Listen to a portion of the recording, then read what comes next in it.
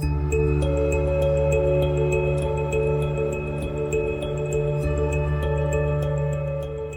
name is Azim. I'm one of the co-founders of BiteMedicine. Welcome back to all our regulars and welcome to all of our new attendees as well. Today we're going to be covering one of my favorite topics, and a fantastic one at that, gallstone disease. If there are any technical issues with audio, video, etc., just mention it in the chat and I'll try and resolve them. There is also, if you click on meeting info, you've got the link directly to Zoom as well. If there are any issues on the actual web, there shouldn't be any problems, I hope. So yeah, let's go into our aims and objectives for today. As always, target audience is going to be our medical students in clinical years and physician associates as well. Probably going to be around 60 minutes and covering 3 main topics within kind of gallstone disease. So gallstone disease is an umbrella term for various different conditions. These are kind of 3 main conditions that I wanted to cover. So biliary colic, acute cholecystitis, and ascending cholangitis. As always, going from basic pathophysiology all the way through investigations, management, and prognosis, like we always do here at BiteMedicine. If you haven't watched one of these webinars before, one of our webinars, try and have kind of another tab open, or your phone or iPad or whatever, so we can do our interactive questions as well as we work through those questions together. I will try and answer as many questions in the Q&A as we go along. Otherwise, I'll try and mop up the questions at the end. The slides should already be uploaded as well, so you can download those.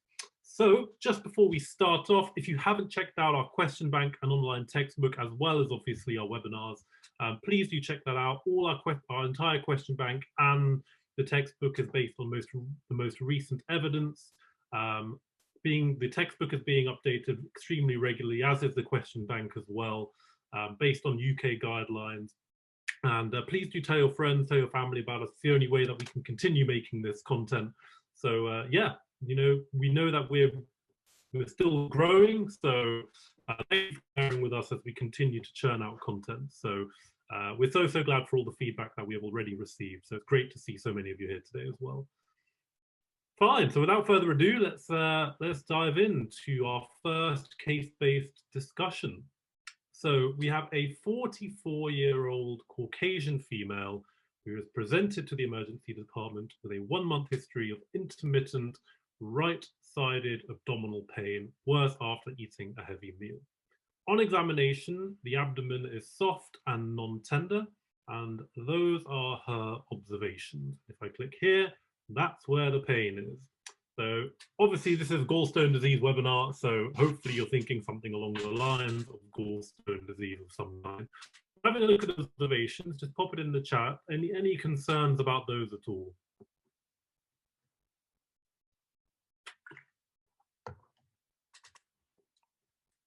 Anyone? Is the chat even working? Yes, good. Working, fantastic. Yes, so yeah, obs seem okay. People aren't really concerned. Yeah, I'd agree with that. Nothing really remarkably concerning in those observations at all. You just have this history of right upper quadrant pain, which has affected this lady for around 1 month on and off. So start off with some nice, easy questions, and our questions get harder and harder as we go along, all the way up to our top decile question at the end. So based on that history, hopefully you've kind of processed that. What is the most likely diagnosis? So let's wait for this to load. If you head over to menti.com and type in the code at the top there, 1604817, and we can all answer this together. So I'll give you 40 seconds or so. Remember that history: intermittent right upper quadrant pain, observations all normal, and a normal abdominal examination. What are we thinking?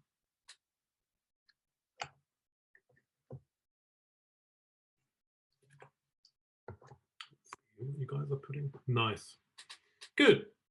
So I think it's a nice question to kind of assess some baseline knowledge. So that's absolutely spot on. Biliary colic. And if you're a little bit unclear how to clinically distinguish between colic, cholecystitis, cholangitis, Maritzi syndrome, and all these other conditions that we're going to be mentioning, then you're in the right place, because this is our whistle-stop tour on gallstone disease. Obviously, check out our textbook topics on it as well for a little bit more detail. But yeah, absolutely. So you've got intermittent right upper quadrant pain after a heavy meal in a classic demographic, apyrexial with a normal abdominal examination. Pretty classic of biliary colic. And when I say, you know, classic demographic, well, let's have a bit of a focus on that as well. So you've got Caucasian female, so being female, being in your 40s and above are risk factors, classically fair-skinned, with a classic history as well, with normal examination findings. So this is going to be pretty characteristic of biliary colic, and we're going to go into more detail on what biliary colic is as well. So if we have a look here, so it's really important that you kind of have some understanding of the anatomy as well, so we can understand exactly what's going on and how we distinguish between these various conditions. As I said, gallstones is a general term that describes the presence of one or more stones in the gallbladder or other parts of the biliary tree, and the symptoms and the complications that they may cause, essentially. So you've got the gallbladder here, cystic duct, common hepatic duct, going down into the common bile duct here. And obviously the common hepatic duct here is formed by your left and right hepatic ducts. So it's really important that you have an understanding of that anatomy. So kind of a large proportion of the population are going to have completely asymptomatic gallstones. So hopefully, you know, some of us may have them, but particularly as we get older, we can develop these gallstones.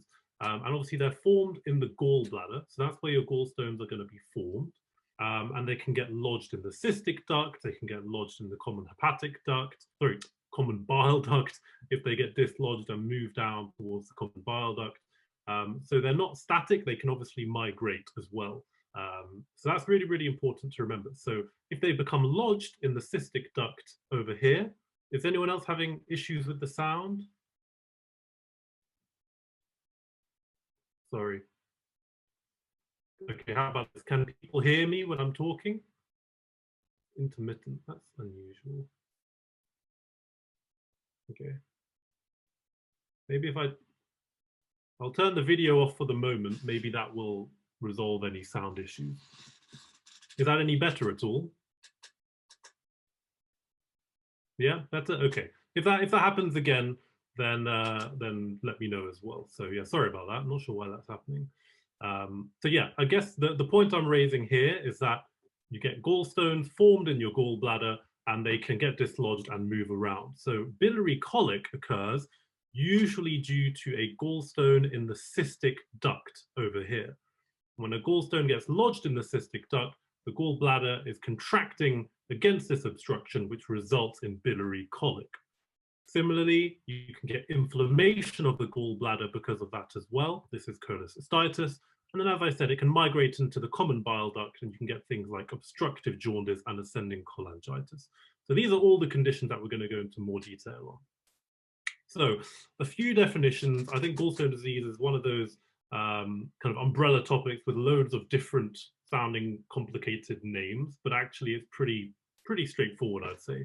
So you have the word cholelithiasis, which simply means gallstone, deposit within the gallbladder. Nice and easy. You then have cholecystolithiasis, not really a massively commonly used word in clinical practice. That just means gallstones in the gallbladder, usually asymptomatic in the vast majority of the population. And then you have choledocholithiasis, which is gallstones in the common bile duct. So if we look back here, that's what that is. Common bile duct stones are stones which get lodged and migrate into the common bile duct. And if you look at this image here, it's a lovely image. You've got gallstones which are present in an opened gallbladder. And it's really important that you have some understanding of the composition of these stones as well. So generally gallstones occur because there's some problem with the chemical composition of bile, which then results in the precipitation of various constituents.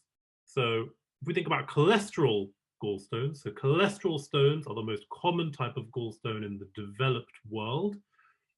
This is generally, you don't need to know too much about the pathophysiology, but it's generally due to things like cholesterol supersaturation, impaired bladder motility, and various other pathophysiological processes.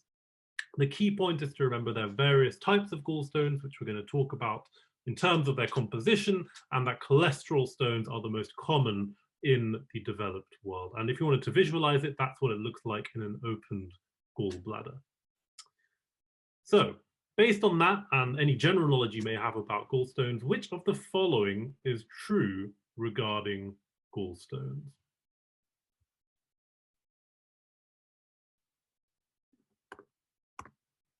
Okay, have a look at that question. I'll give you around 40 seconds. As I mentioned, if there are any other issues with sound, let me know. I just turned the video off because that may be affecting the sound. So sorry, I can't be seen. Give you another 20 seconds or so.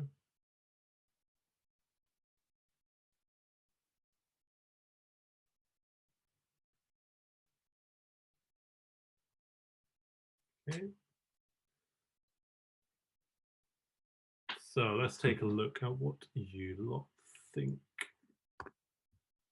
Okay, so a bit of a split there. That's interesting. Split of a split. So the correct answer is 11% of you. But gallstones affect 20% of the general population. I totally understand why you'd put 50% of gallstones are asymptomatic, because 50% seems like a pretty high number. That number is actually nearer 80%. So, around 80% of gallstones are asymptomatic. And I also understand why you might say anorexia is a risk factor for gallstones, because if we look at these, rapid weight loss and fasting, and I'll go into more details about those, are risk factors, but low BMI itself is not a risk factor. Obesity, i.e. BMI above 30, is a risk factor. So I do understand why there was a split between these three options. But yes, gallstones are remarkably common, and the vast majority are asymptomatic. And that's why it's so important that you understand this, because this is going to affect your clinical decision making as well. Okay, so let's go into more detail about our composition then. So some lovely images. It looks like a water slide or something. I really like this image. They've got cholesterol stones, pigment stones, and mixed stones. So cholesterol stones are by far the most common type of stone in Western countries. They account for around 80 to 90%, and due to increased cholesterol, reduced bile salts, and biliary stasis. Nice and straightforward. Pigment stones are kind of this darkish colored stone over here that you can see, and it's made up of bilirubin, calcium salts, and it mainly affects those with hemolytic disorders, such as sickle cell disease, for example. And then we have mixed stones, which is basically a combination of cholesterol and pigment stones. So you don't need to know much more detail. Well, you don't need to know any more detail than that really for your exams. But those are kind of the take-home messages about the composition of gallstones. Okay, so we've already touched on that first bullet point. Vast majority are asymptomatic, often for many years. Therefore, if a patient has an abdominal ultrasound for a different reason and is found to have gallstones, if they're asymptomatic, you're not going to manage them, obviously, because so many people have asymptomatic gallstones. They only become an issue when the gallstones become symptomatic or complications develop. That's really important to remember. So, what kind of complications can occur with gallstones, and what is gallstone disease, and what are these various conditions we've got mentioned here? We've touched on them already. We've said, and you've got hopefully that visualization of the gallbladder and the biliary tree. If you have a stone that's lodged in the cystic duct particularly, the gallbladder contracts and you get that characteristic biliary colic that this woman in the first case had. If you then have inflammation of the gallbladder, once again, usually due to a cystic duct stone, That then results in cholecystitis, which has a slightly different clinical picture, which is what we're going to touch on in a moment. And then finally, ascending cholangitis, when one of these stones, usually when it migrates towards and is dislodged and moves towards the common bile duct, this can then result in infection of your biliary tree, which is known as ascending cholangitis. Really nasty condition and needs to be managed quickly. So those are three conditions that I want to focus on, and let's go into more detail on those right now. Okay, so crude little image that I made. Here's my my little, well, actually really big gallstone. Gallstones are not that big. As you can see, it's actually larger than the cystic duct, which is not going to be the case, but this lovely orange gallstone. For no other reason than I like the color orange. So biliary colic, like we've already said, gallbladder is contracting against a stone that's impacted in the cystic duct. The really interesting thing about biliary colic is that it's a classic misnomer. So colicky pain, for example, in renal colic, is that pain which comes and goes in waves. If you actually understand the nature of biliary colic, it's not like that at all. When you see a patient with biliary colic, you'll understand it. But it's actually usually a constant right upper quadrant pain that lasts for at least 30 minutes. In fact, NICE specifically state that if the pain is lasting less than 30 minutes, then you should consider an alternative diagnosis. So that's really important to remember, is that it's not a classic actual colicky pain. This pain is usually constant for 30 minutes or more. That's something that's commonly misunderstood at medical school, obviously because the condition is called biliary colic. So I understand why people would be a little bit confused. Does that make sense to everyone? Just give me a yes in the chat if that makes sense. Good, you're still here. I feel weird not being on the screen, but yes, good. So we'll go into more detail about the duration of the pain and things, but good, I'm glad you understand. And then obviously NICE specifically say as well, no fever, no abdominal tenderness. If you're getting things like right upper quadrant tenderness, you're getting things like fever, we're moving more into the realms of cholecystitis, so inflammation of the gallbladder. Good. So that's biliary colic in a nutshell. Obviously, we're going to go into more detail about clinical features, etc. as well. So acute cholecystitis differs a little bit from biliary colic. So we're going to focus on something called calculous cholecystitis, which is the vast majority of cases of cholecystitis, i.e. due to gallstones. As you can see, you've got this stone here in the cystic duct and inflammation of the gallbladder. This is cholecystitis, and this is calculous cholecystitis, which is usually due to a gallstone impacted at the cystic duct or the neck of the gallbladder, causes inflammation, as you can see here by this red lightning bolt, biliary stasis and bile stasis and bacterial overgrowth, which results in cholecystitis.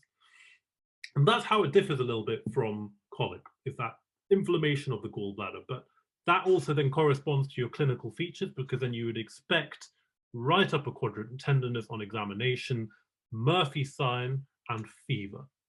For those of you who don't know what Murphy's sign is, there are lots of fantastic videos on YouTube, but essentially it's a sign that is elicited in patients with acute cholecystitis.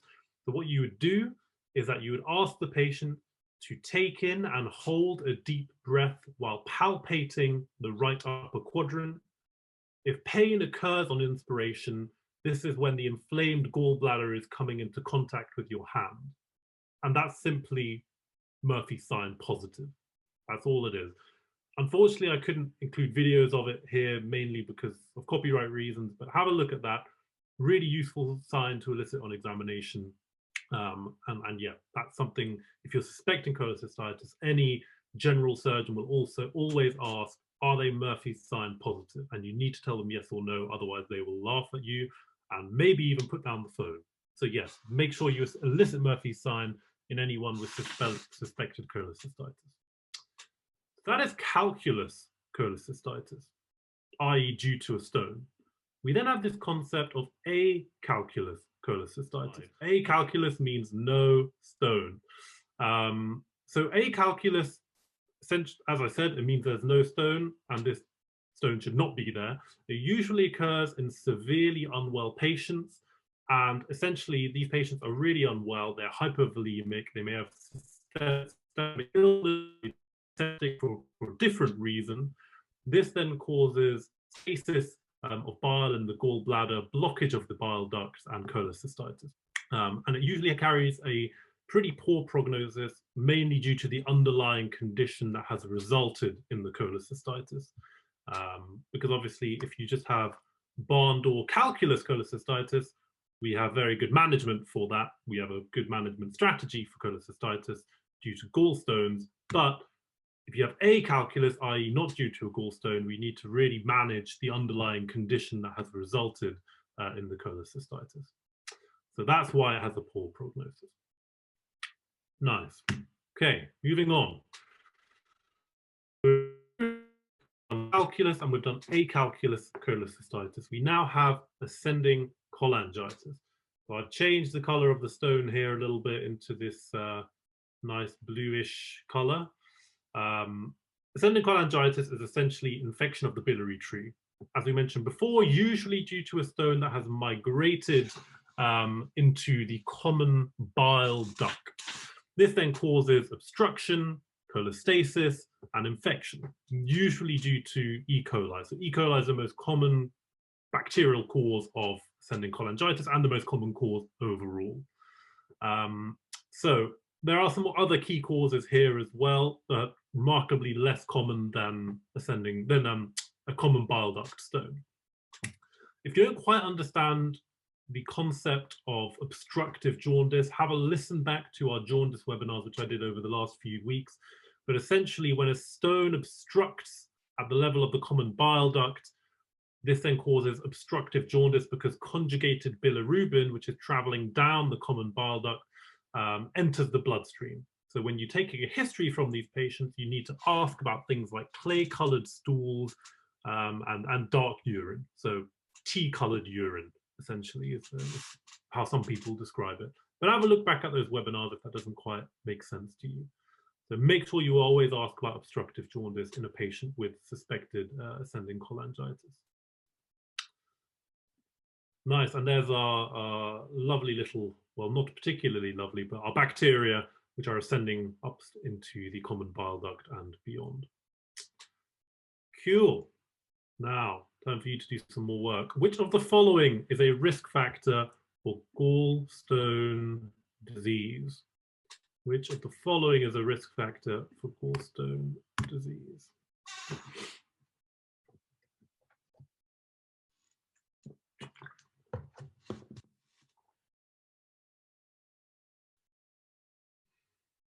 Okay, give you some more time.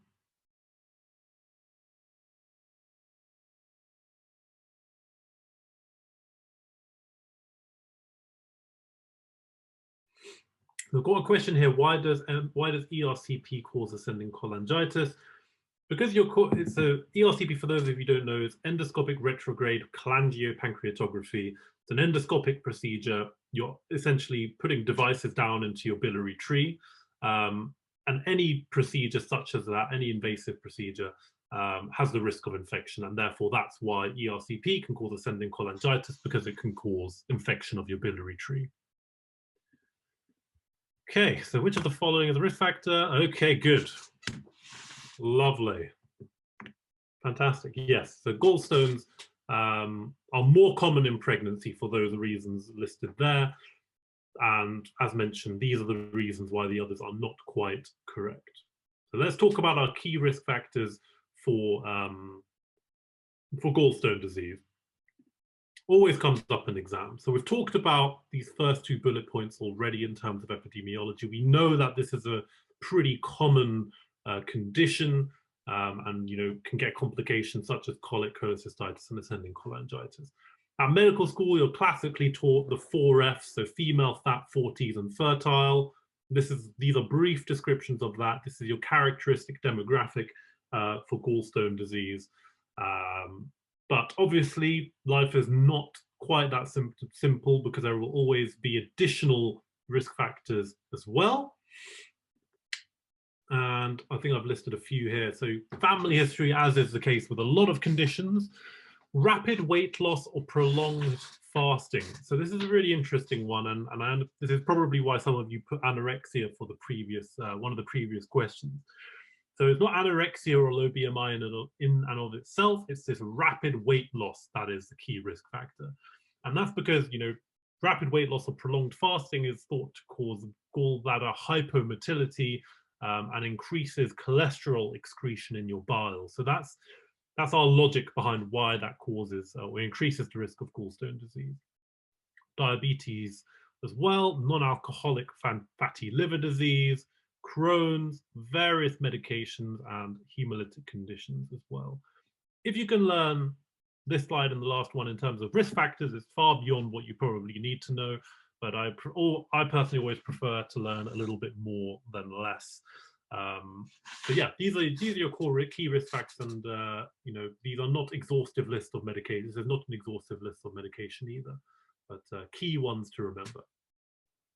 Nice. So we at BiteMedicine like tables, as long as the tables are relatively straightforward. So apologies if this table, which is about to grow in the next few slides, but let's focus on colic first. We've said not a classic colicky pain that you would expect, for example, in renal colic, usually this constant steady pain. The pain usually lasts more than 30 minutes, less than 8 hours, and worse after a fatty meal, which makes sense considering the actual function of the gallbladder, which is to emulsify fats, i.e. the function of the bile within the gallbladder. Nausea, vomiting, really common, but no fever and no abdominal tenderness on examination. We've covered that. Hopefully that makes sense to everyone. So let's move on to our next case-based discussion.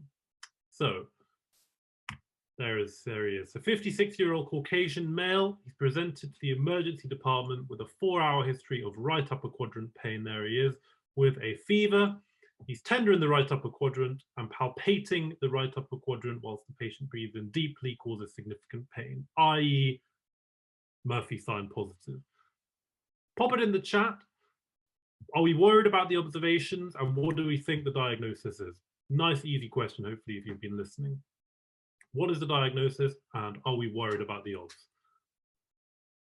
So I'm seeing people writing tachycardic, people are writing pyrexial, and people are writing acute cholecystitis.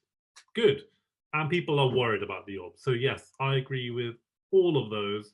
Tachycardic, fever, and probably acute cholecystitis, given the fever, given the history of this right upper quadrant pain, and the fact he's Murphy sign positive on examination as well.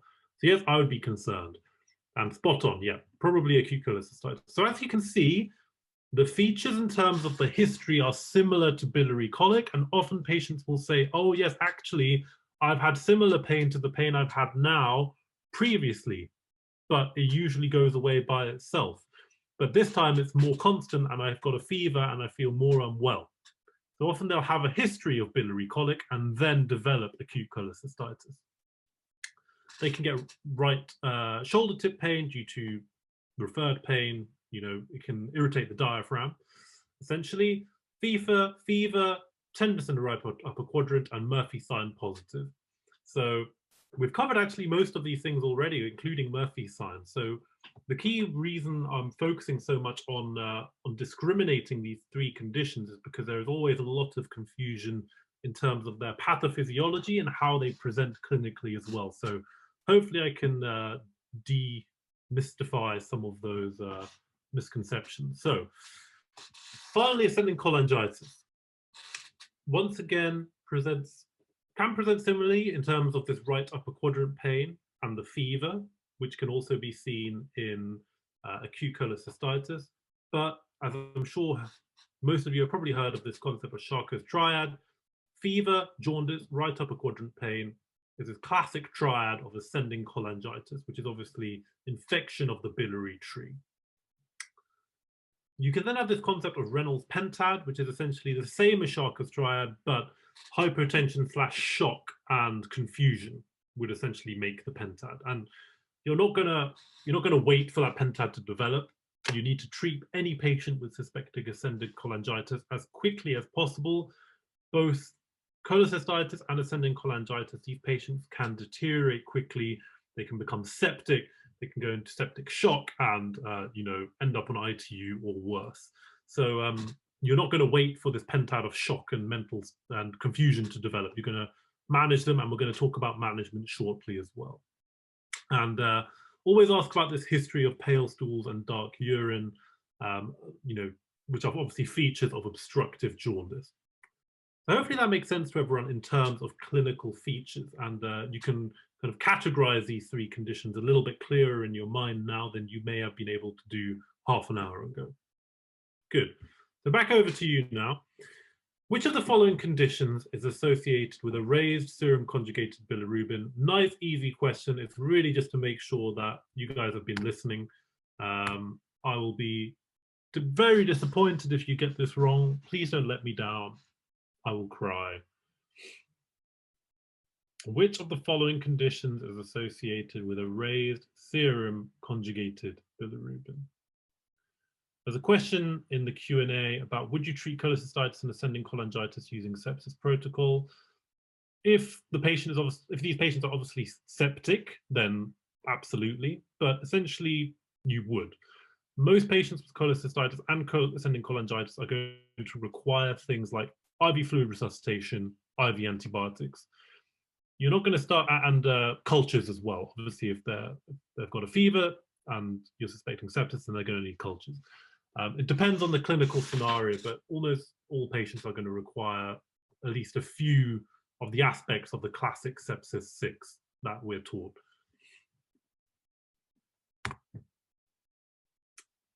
Okay.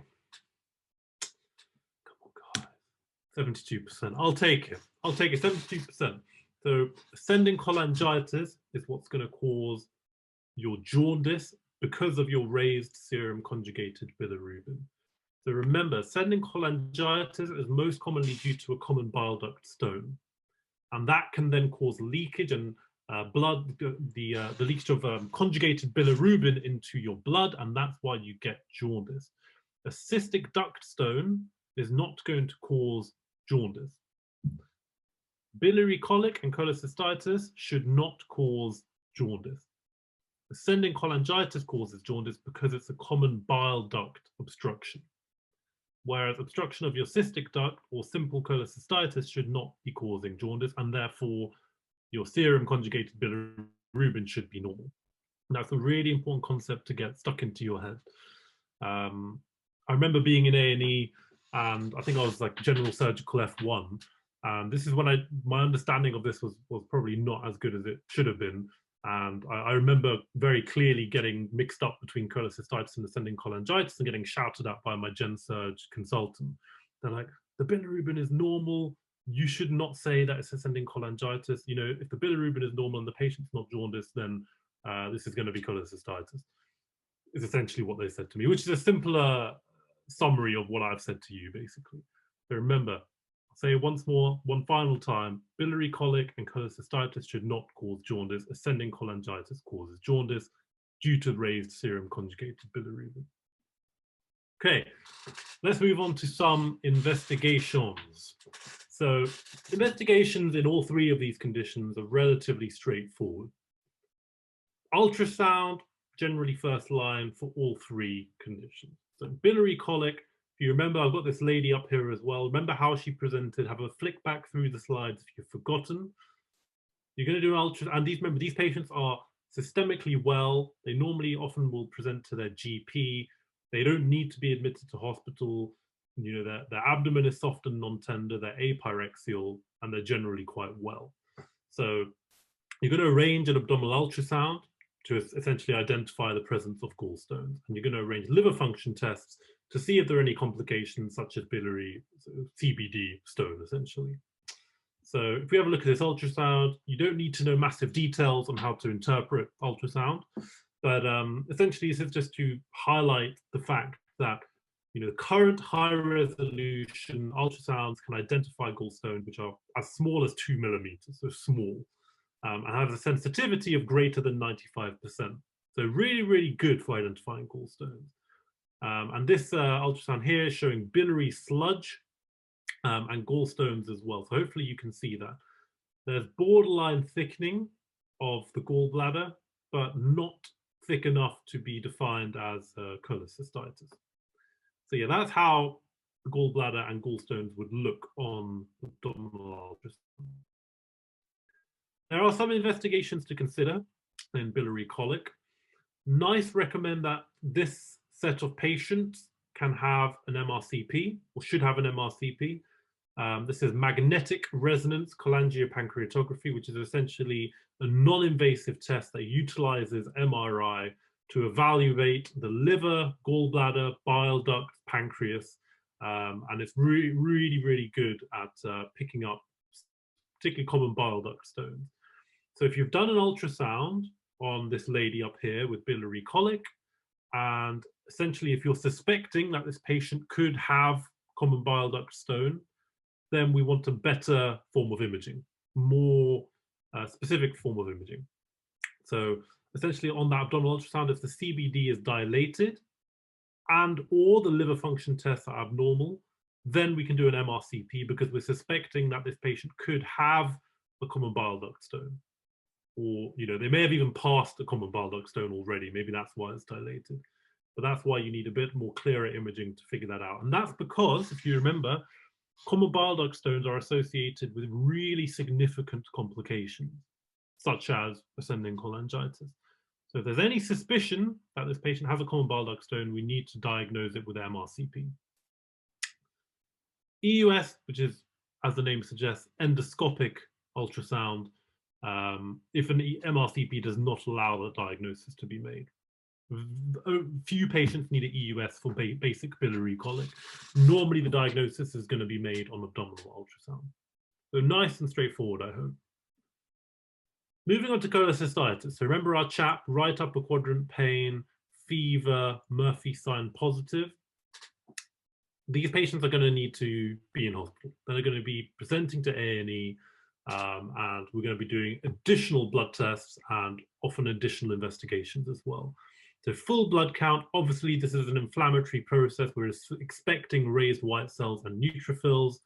Liver function tests, usually normal, unless some complication has occurred, such as a common bile duct stone, in which case you're expecting obstructive liver function tests or cholestatic liver function tests, for example, a raised ALP, but usually normal in barn door cholecystitis. Use and E should be checked as well. Coagulation profile, you know, look at the synthetic function of the liver, and also if you're going to operate or do any other procedure, then you need to know the patient's coagulation, and then venous blood gas. Assess their degree of lactic acidosis as well. And similarly to biliary colic, the imaging modality is going to be the abdominal ultrasound. As we said, really sensitive and pretty specific for gallstones. So for cholecystitis, you know, ultrasound is kind of 90 to 95% sensitive, and around 80% specific, so still pretty good. And these are the things you're going to be looking for. The main one that I want you to focus on is going to be your thickened gallbladder wall. This is what is the one that always comes up in exams. Thickened gallbladder wall, as well as these others, are classic findings that you would expect in a patient with cholecystitis on abdominal ultrasound. And I thought I'd just bring up this ultrasound image. So this is a 1.9 centimeter gallstone. And there's evidence of cholecystitis there as well. So there's around 4 millimeter of gallbladder wall thickening, which would be obviously more than 3 millimeters. So 3 millimeters or more would be suspicious of cholecystitis. Okay, there are a few investigations to consider. I'm not going to get bogged down too much in this because you don't need a massive amount of detail for examination purposes. So because ultrasound is so good at detecting gallstones, really CT is going to be done if you're suspecting complications of gallstone disease. So for example, gangrenous gallbladder, you're going to do a CT, or if alternative pathology is suspected. So this is going to be what a CT would look like. in a patient with cholecystitis. So you've got acute cholecystitis on this CT, and there's some fat stranding around the enlarged gallbladder. You don't really need to know how to interpret CT at medical school level, but that's just in case you are interested in to see what it looks like. The other two main investigations to consider in cholecystitis: MRCP, for similar reasons as you would do in biliary colic, i.e. you're suspecting that this patient could have a common bile duct stone which wasn't picked up on ultrasound. Then you're going to be doing an MRCP to really see if there is a presence of a common bile duct stone, because then we're going to need to remove it, essentially. And that's because those complications of common bile duct stones are so significant.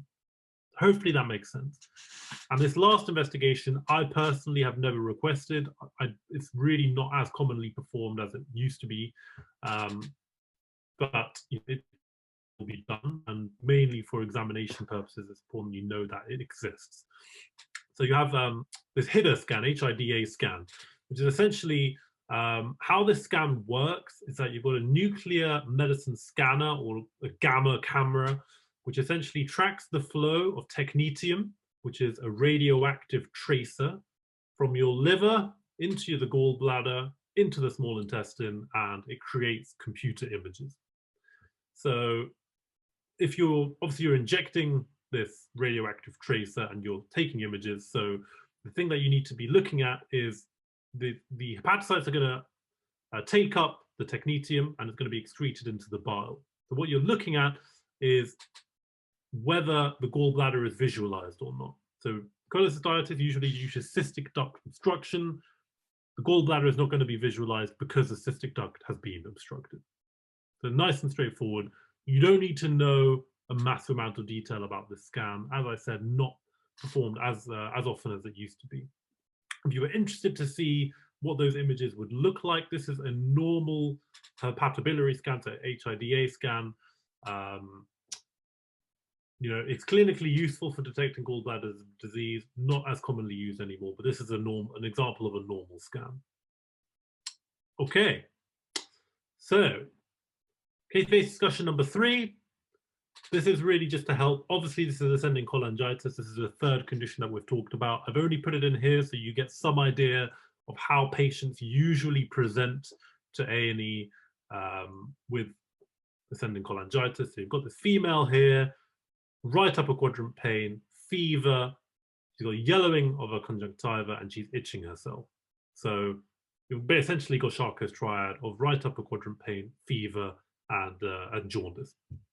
She's itching herself because that's a feature of obstructive jaundice, so pruritus. Observations, what do we think?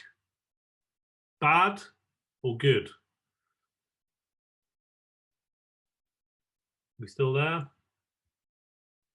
Bad, bad, bad, good. Not good, bad, but good that you know it's bad. Absolutely. So tachycardic and pyrexial. I'm worried, you're worried, we're all worried. So we're going to need to learn how to fix her. So remember this really straightforward question for you guys, mainly just to see what that you've been listening again. So what is the most likely cause of this patient's presentation? What is the most likely underlying cause of this patient's presentation?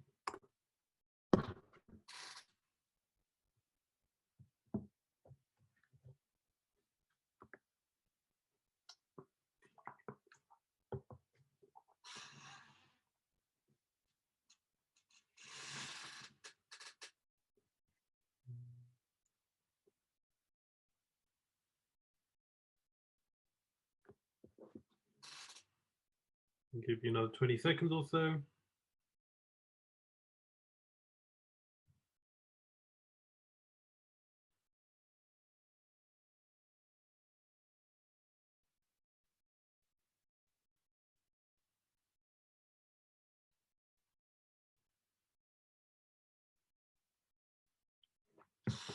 Okay, let's see what you think. Oops. Good. So 92% of you are spot on, and you have a good understanding of Ascending cholangitis, most commonly due to a common bile duct stone. For the 8% of you, just have a look, have a listen back, have a read back at the slides, and I'm sure you'll get it right next time. So spot on. Ascending cholangitis, common bile duct stone, just remember that. Okay, so what investigations are we going to do for this lady? Similar to what we're going to do in cholecystitis. So all of these should make sense. Obstructive jaundice is maybe seen clinically in these patients, and also is evidence of cholestasis with a raised ALP and a raised conjugated bilirubin would be expected due to that pathophysiology that we have already discussed. So using these coag and venous blood gas, once again, similar to cholecystitis as well.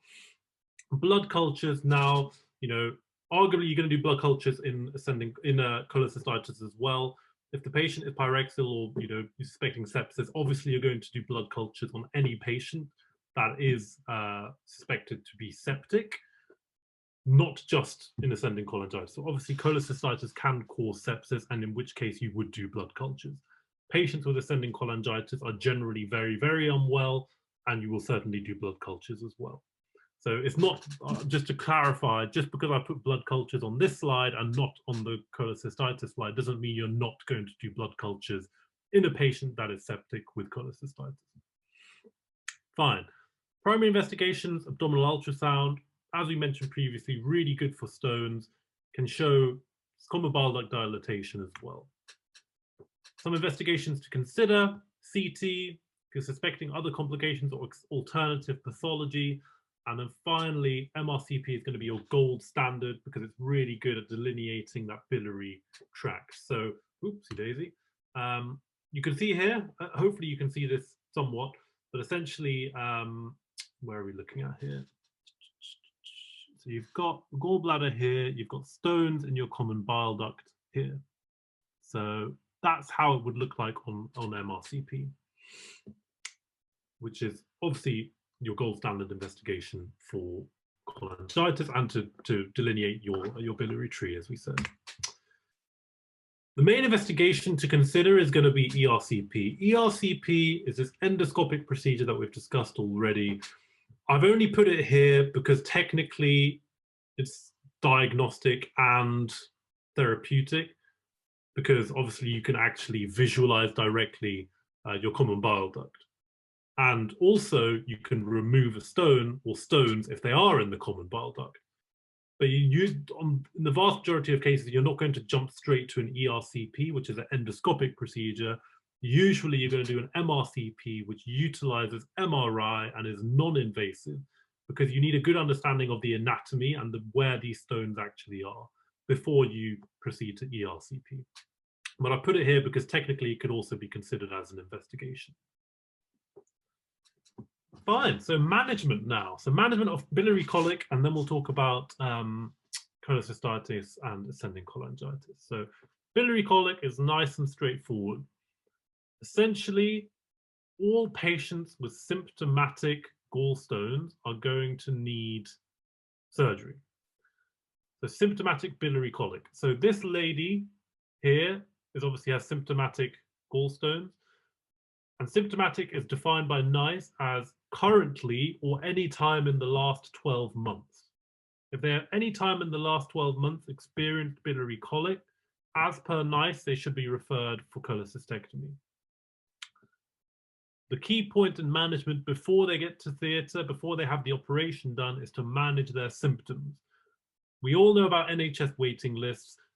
Particularly during COVID, you're not going to put this patient on a list for a lap chole and then they're not going to have it the week later. There's going to be some delay.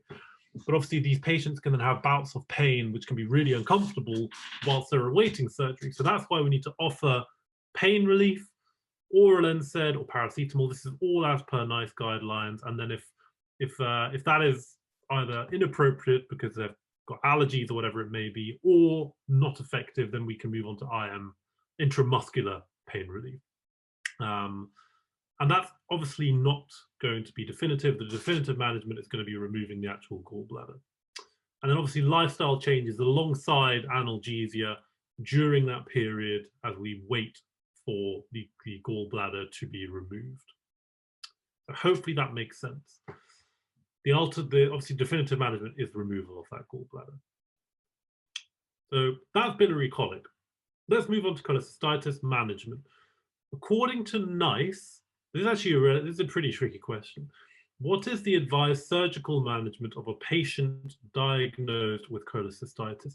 So from the point of diagnosis to management, what is the correct management?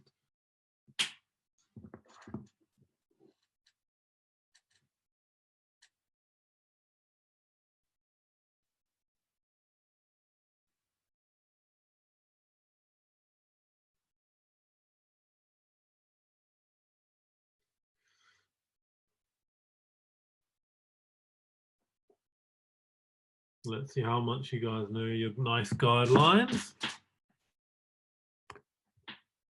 Yeah, I expected a bit of a split like that.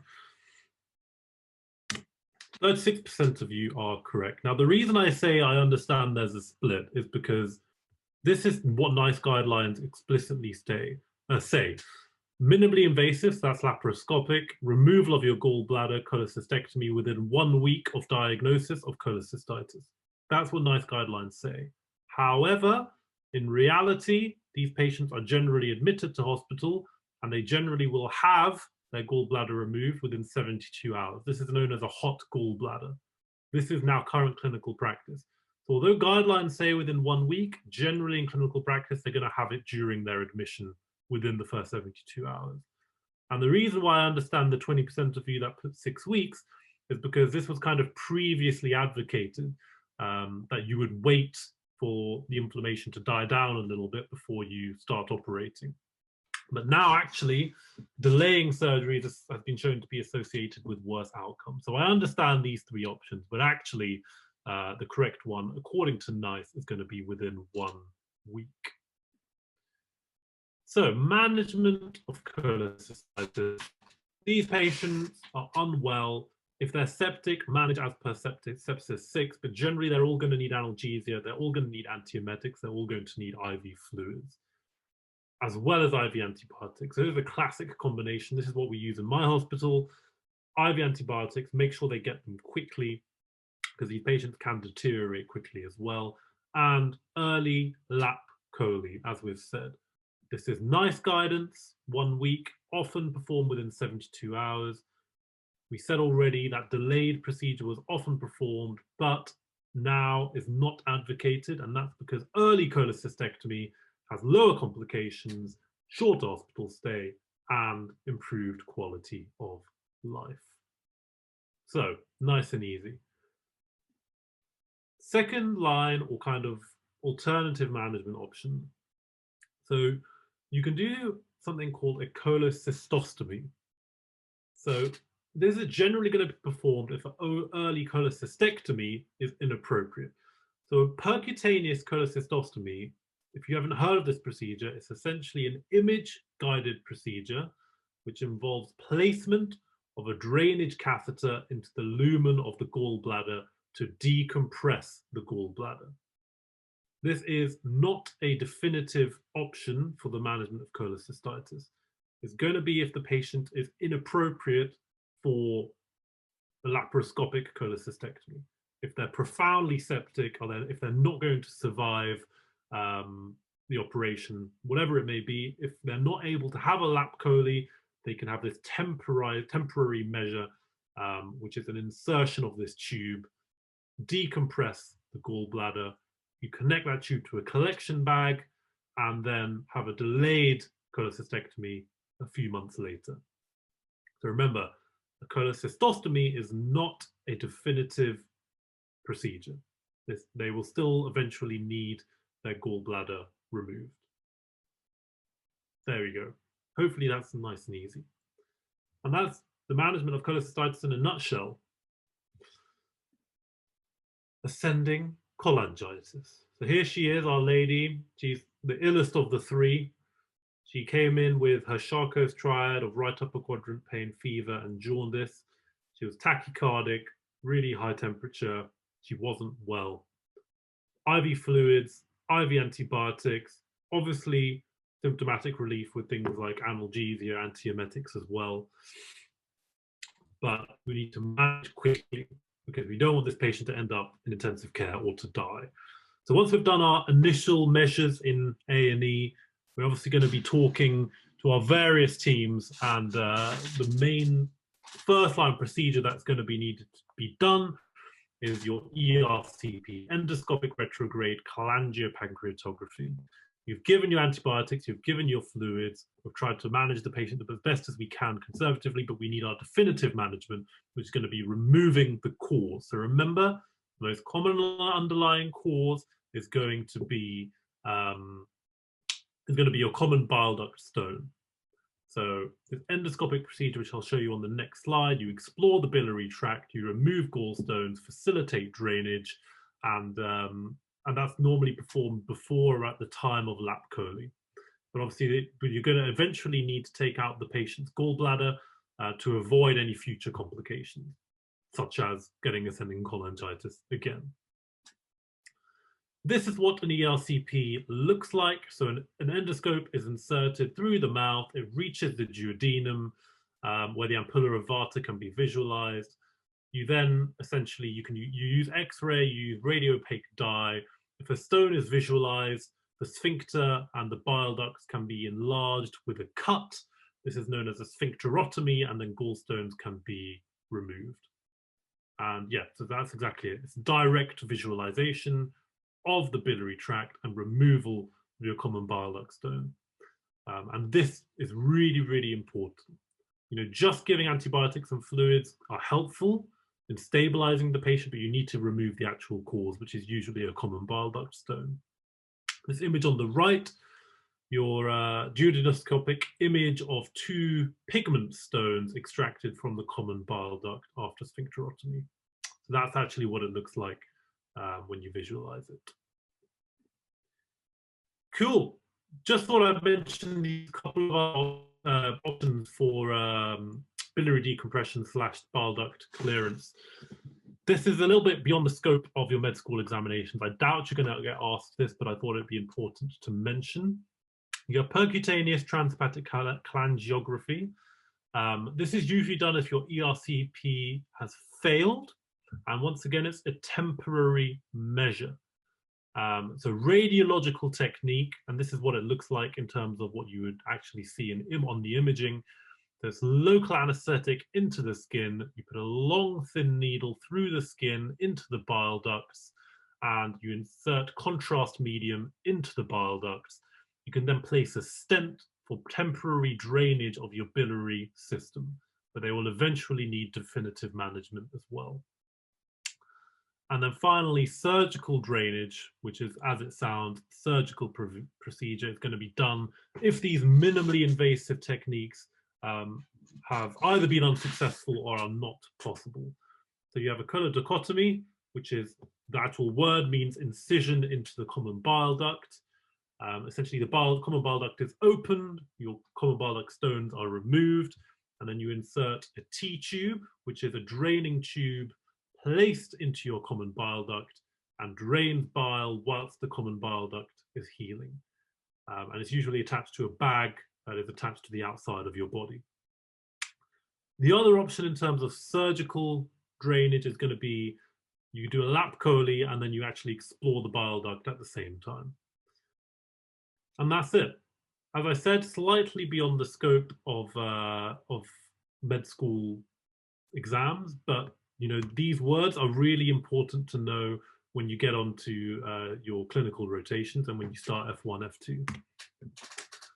Essentially, all patients with ascending cholangitis are eventually going to need a lap chole once you've done the initial management. Usually, these patients essentially are going to they're going to have IV fluids, antibiotics, etc. They're then going to have an ERCP, and they're then going to have a lap chole because you need to reduce the risk of future gallstone related complications such as ascending cholangitis. And that's it, folks. I feel like I talked a lot, so I'm sorry about that. But that's really all you need to know from the start to finish of these 3 really important conditions. There are a few things we haven't quite mentioned, which we are going to mention as we finish off, but we're going to do that after our top decile question. Okay, let's do it. So if you haven't done a top decile question, I don't expect you to get it right. It's difficult. Join us. All people have 40 seconds countdown to answer the question. The faster you answer, the more points you get, but you obviously need to get it right as well. Accuracy is the most important thing. So let's do it. Answer fast to get more points. Whilst on ward round, your consultant points out a patient with Bouveret syndrome. She asks you to describe the condition. What is your explanation? Not an easy one. Not an easy one. And that's why it's top decile.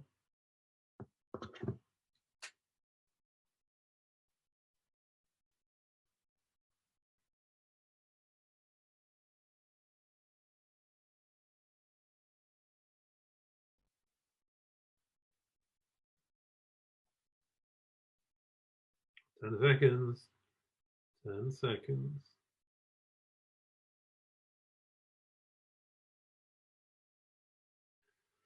Let's see. Ooh. Okay. Wow, I'm actually so upset. Ah, you guys knew it. I'm really impressed. It's not common, but you did really, really well. It's a shame, but all of these are conditions as well. So really well done. I'm really, really impressed. Fantastic stuff. Let's see who answered that quickest and correctly. I'm going to need to make these harder. Azim for president. I miss you. Well done, Thinky. You have done very, very well. Take a bow. Congratulations. And I think the next we'll probably do our what's it called? Big quizzy thing. We'll do a quiz on all the stuff we've covered patho-biliary wise probably next time. And we'll hopefully do another big competition with prizes and stuff. But yeah, really well done. I see a question here about, can top decile questions be more application based rather than random rare diseases? So this is something I have always really wanted to do, but the problem is that the question software that we use has a limited number of words. So ideally what we would want is to give you a big case and then you work through that. So we're going to try and figure out ways to do that. That's why we are doing it as we are doing it now. These are, I'm not going to get bogged down in all of these, but this is really to highlight the various complications of gallstone disease that are possible.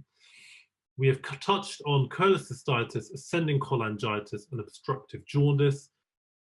We have already done a webinar on acute pancreatitis. So have a listen back at that as well. And there are these various other complications as well.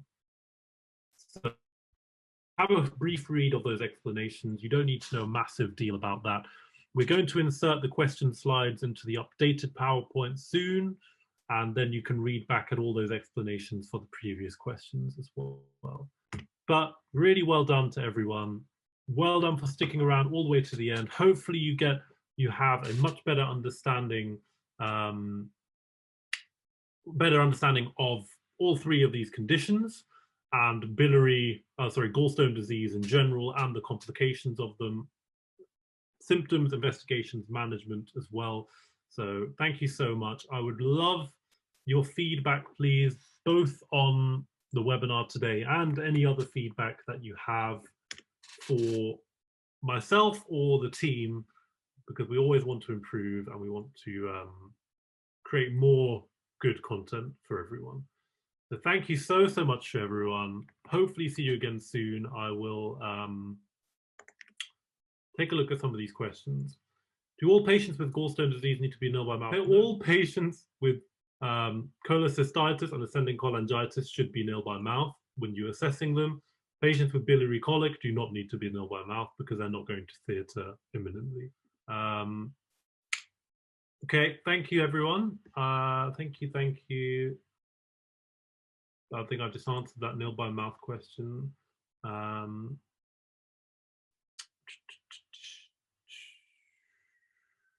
think that's most of the questions done. Why does lactic acid increase in cholecystitis? So this just involves having an understanding of what lactate is. So lactic acid can be raised in any condition which is going to be causing tissue hypoperfusion or hypoxia, anything which is going to result in not enough oxygen nutrients to tissues are going to cause an increase in your lactic acid. So for example, if patients are septic or have an infection or significant inflammation on board, their lactic acid is going to increase because you essentially get more anaerobic glycolysis due to inadequate oxygen delivery. And that's literally it. So that's because of their underlying infection, inflammation, sepsis, whatever it may be. So that's why it's raised in a brief summary. Earlier you said that biliary colic, the pain is constant, steady right upper quadrant, or epigastric pain, and it's not colicky. Why is it called biliary colic again? Because it's called biliary colic because it's not, there's no specific reason why it's called colic. It's just, it is what it is. It's actually not a classic colicky pain. Colicky pain is pain which by definition comes and goes in waves. Like renal colic is an actual colicky type pain. Biliary colic is just a misnomer. There are actually very interesting papers on it, and a lot of people are very angry that it's still called biliary colic. And I specifically say that this pain is actually constant and, unremitting for that constant period. It's not like it comes and goes. So it's just a misnomer, essentially. That's all it is. That's why it's still called biliary colic. It could probably be called something else. Okay, I think I will call it a day there. Thank you so much to everyone for sticking around. I think Schwabe is back for a webinar tomorrow, and have a wonderful evening. Take care, and see you again next week. I think I will personally see you again next week, but Schwabe will probably see you tomorrow, I think.